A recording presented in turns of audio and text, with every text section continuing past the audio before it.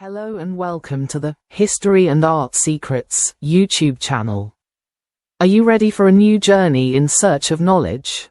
The term Fayyum portraits refers to a series of approximately 900 funerary portraits, mostly painted on wooden panels, which covered the faces of Egyptian mummies from the Roman period. The name derives from the Fayyum oasis, where most of the works originate. The importance of these depictions stems not only from their striking realism, but also from the fact that, along with the frescoes in Herculaneum and Pompeii, and those in the Tomb of the Diver in Paestum, they are among the best preserved examples of ancient painting. Egypt during the Hellenistic and Roman periods was home to numerous Greek communities, especially in Alexandria. During the Ptolemaic dynasty, the Fayyum area was populated by Greek colonists, primarily military veterans. Many Egyptians also arrived with the colonists, employed in cultivating the land. At the time of the Ptolemies, the population of the Fayyum was approximately 30% Greek and the rest Egyptian. Thus, during the subsequent Roman domination, the Fayyum was populated by individuals of mixed Greek-Egyptian origin. The portraits of the Fayyum are said to depict the faces of the descendants of those Greek colonists who married Egyptian women and adopted Egyptian religious beliefs. The Ptolemies, who also proclaimed themselves pharaohs, continued to follow mostly Greek customs, including, for example, cremation. For their part, the Egyptian subjects continued to uphold the customs of their ancestors.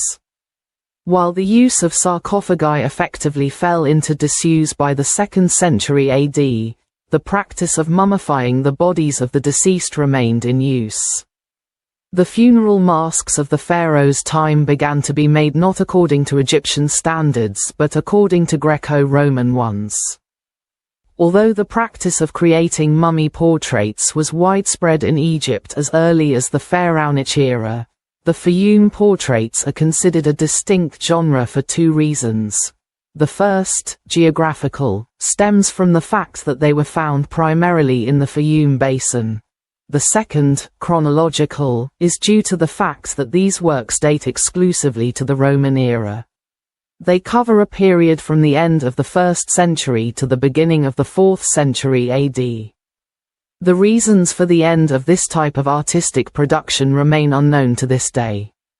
The portraits can be divided into two groups depending on the technique used, encaustic or egg tempera. Generally, the most valuable works belong to the first group. Encaustic, in fact, was able to make the colors much more vivid, thus creating a strong impressionistic effect. In some cases, gold leaf was used to depict jewelry and tiaras. Most of the portraits are painted on hardwood panels: oak, lime, sycamore, cedar, cypress, and fig. There are some examples of panels painted on both sides, perhaps because the portraits were executed while the sitter was still alive and updated later. Each panel was applied to the deceased's face, inserted between bandages. Although most of the portraits have been removed from the mummies, the Egyptian Museum in Cairo and the British Museum house some mummies with the panels still attached. From an artistic perspective, the prevalence of Greco-Roman stylistic canons over Egyptian ones is clear. While Egypt's particularly dry climate has allowed the preservation of these panels, similar works of art are not found in Greece or Italy. Most of the portraits depict young people, rarely over 35, often children.